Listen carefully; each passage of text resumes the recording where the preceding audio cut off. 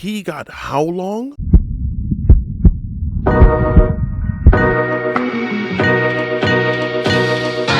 Don't get it twisted, I've seen the reports and I've seen the clip before, but when I saw the initial sentencing of 26 to 65 years, I'm not even going to lie to you, I thought it was a joke. In accordance with the laws of the state of Nevada, this court... Yes, it was stupid. Yes, it was excessive. Yes, it was violence. Yes, it was, you could even call it attempted murder. I don't think you'd find a single person right now that would be willing to defend this or even say that it was anything short of just dumb. Why would you do that? Now, with that said, 26 to 65 years though. Now, this man, Deobra Redden, now when this all happened, he was being sentenced for felony battery, which, if convicted, could carry up to about 4 years in jail. Now, everyone and their grandmother already knew that on top of that sentence that he was already in court for, he was going to then get charged for the thing that he did. What he didn't account for was that on December 11th, he would be sentenced after that little altercation to 26 to 65 years behind bars. There are convicted killers guilty of manslaughter or even second degree that do not have this kind of penalty. Again, let me make this very clear. I am not defending this. Now, according to reports, this guy was already a 3-time felon and he was facing 13 new charges. One of those apparently even being attempted murder. Now, one thing that you have to take into consideration is that when the judge, Susan Johnson, when she was handing down the sentence, she acknowledged that this man was suffering with mental illness. I'm in a better place in my mind, my mental health. I have a support system. I just got hired as a teamster for, the union, making $20 an hour. And the reason behind every single domestic violence, I've been dealing with mental health, and I didn't know that I was dealing with mental health. And they put me in mental health court, and I still didn't know that I had a mental health problem until it was August 2022 when I realized I have a problem with this. And having a dictionary and understanding myself, getting to know myself a little better, and applying it to my personality, and having an epiphany at that moment. Those instances, and just trying to learn from my mistakes, And I feel like I shouldn't be sent to prison, but if it's appropriate for you, then you have to do what you have to do. But I figure that, if I'm in a better place in my life, I'm not doing drugs, I'm not out there committing crimes now, and I feel like I should be given a shot because I'm in a better place than I was. Now, apparently, from what I've read, he suffers from bipolar disorder and schizophrenia, even to the point, and this is crazy, that he was born with cocaine in the system. So needless to say, he probably wasn't brought up in the optimal situation as to where you bring up a child. And on top of that, during his conviction, he let his voice be known as to how he feels about this whole situation.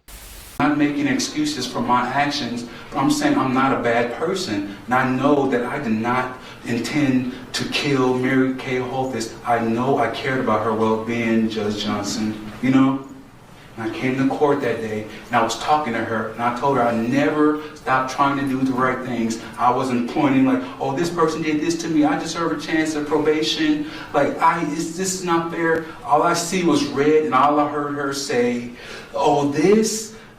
She said, and I finally watched the whole video. I was standing here in the courtroom with all of you guys, and I finally saw the entire video, Judge Johnson. I can't believe this. And I wasn't even mad at Michael Lasso. I was I commend him on doing for what he did, and everybody in the prison trying to make me hate him and hate the judge, and I'm still trying to do the right thing. They putting stuff in my ear, and I can't get away from it. But basically, what I'm trying to say is, everything I've been doing, this is just this is not right to me. But like I said, I know the state has a job to do, and basically, what I'm saying is, I know I cared about Mary Kay Holthus, to make a long story short, but when I was sitting here talking to her, I swear this has been happening to me since 2012. I saw nothing but red, and I heard her say, I think it's time for a taste of something else. I saw nothing but red, and I don't remember doing anything except for jumping on top of her and doing this to her robe. I was like, why are you doing this to me? That's what I wanted to ask her, if I think I know myself, but I'm not really sure.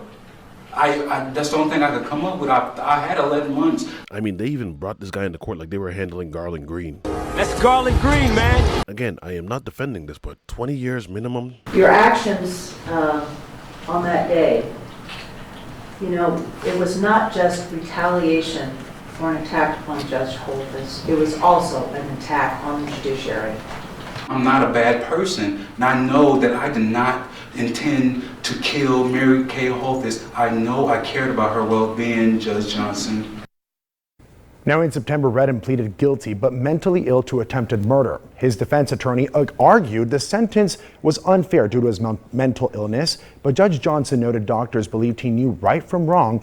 Redden must also pay over $61,000 in restitution for workers' compensation to the injured officers. Let me know your thoughts. Do you think this is fair given the nature of what transpired? Or do you think they're treating him like they just got Charles Manson? Whatever your thoughts are, leave them in the comment section. If you guys enjoyed this video, don't forget to drop a like, and I will see you again on the next one. Be easy, y'all. I'm not making excuses for my actions.